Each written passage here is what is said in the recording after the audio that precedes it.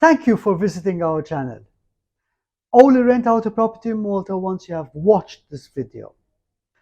This is a two-part series where I will share my experience as a person involved in the property industry for over 30 years, as a landlord and former CEO of a real estate company.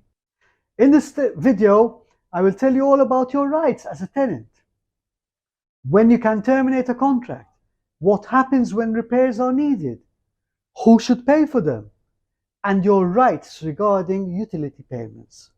Essentially, I will tell you all you need to know, so watch till the very end as you can save a lot of money. My name is Trafford, co-founder of Portico and Bridge, where we assist high net worth and ultra high net worth individuals to achieve travel and financial freedom by becoming global citizens. Renting a property in Malta is extremely simple. There are no credit checks and all properties come fully furnished, including TV, washing machine, plates, crockery, cooking utensils, etc. Basically all the needs you need in a home. Some owners might exclude bed linen, but usually it's also included. Rental agreements are standard, and your lease is protected under the Private Residencies Lease Act. However, you must ensure that the landlord registers the lease within 10 days of signing.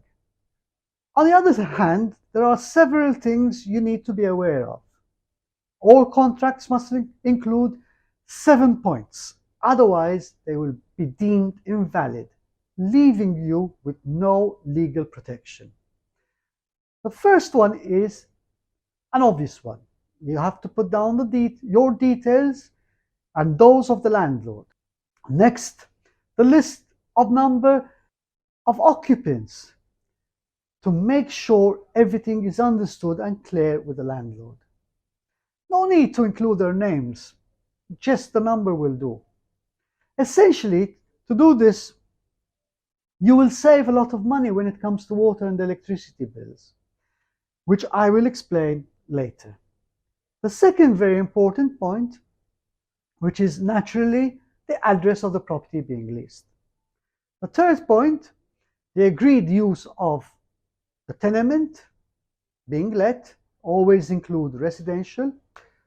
The fourth point, state whether the lease is extendable and in what way. Usually long lets in Malta are for a 1-year period. 3 months before the expiration of the lease, the landlord is obliged at law to send you a termination notice. If he doesn't, then the lease is extended under the same terms for a further period as you'd have agreed with the landlord. However, it is your right to leave should you wish. The fifth point is that the rent amount payable and how it will be paid, whether it's monthly, quarterly, or yearly. The practice is that rent is paid 1 month in advance. The sixth point would be the amount deposited as a security guarantee. The norm is equivalent to 1 month's rent. However, it can differ. This will be refunded at the end of the lease, less damages if any. And the last point, the seventh one, which is very important, that you attach an inventory of the items and the property's condition. Housing Authority provides a standard format which you can download from their website. Check your inventory and the state of the property thoroughly in the presence of the owner. Take photos and send them to the agent and the landlord. This will avoid any potential disputes or claims on termination of your lease.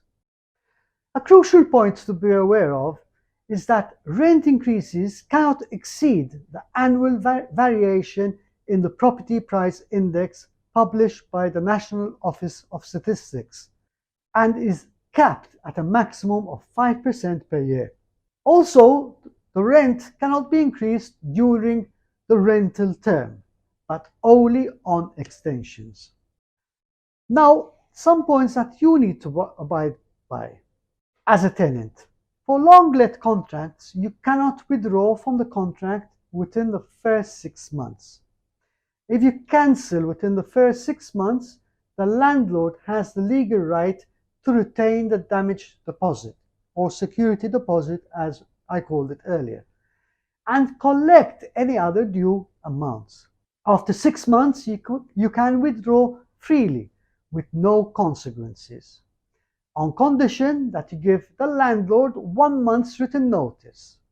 If you give your landlord a verbal notice, I suggest you always follow it up in writing. Now, a few words about repairs. Minor repairs are usually borne by you, the tenant, including bulbs and other small items. More significant repairs, such as replacing a washing machine, would be at the expense of the landlord, unless the damage was willfully caused by yourselves. So, what is due when you sign an agreement? You would need to pay the equivalent of 1 month's rent as a damage deposit, your first month's rent, and 50% of the first month's rent plus 80% VAT as commission to the estate agent, if you used one. Note that there is no VAT tax on residential leases and no property tax in Malta. The norm is that your rent will not include water and electricity consumption or the cost of the internet. These need to be paid separately. Make sure that you add your water and electricity meter readings to the lease agreement. Take photos of the meters and send them to the agent and the landlord. Utilities are paid on a consumption basis, and rebates depend on the number of occupants. You can inform the utilities company of the number of occupants by downloading a form from the ARMS website.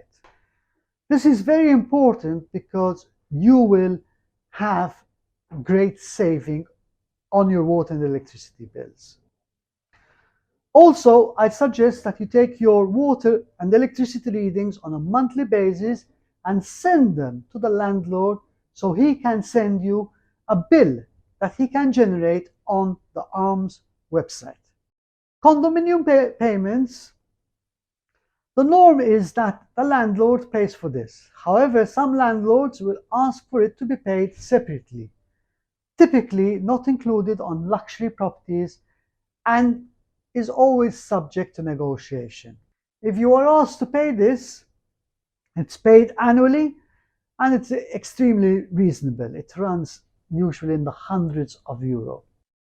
What I've spoken about so far is general information based on my experience, and it should not be construed as any legal advice.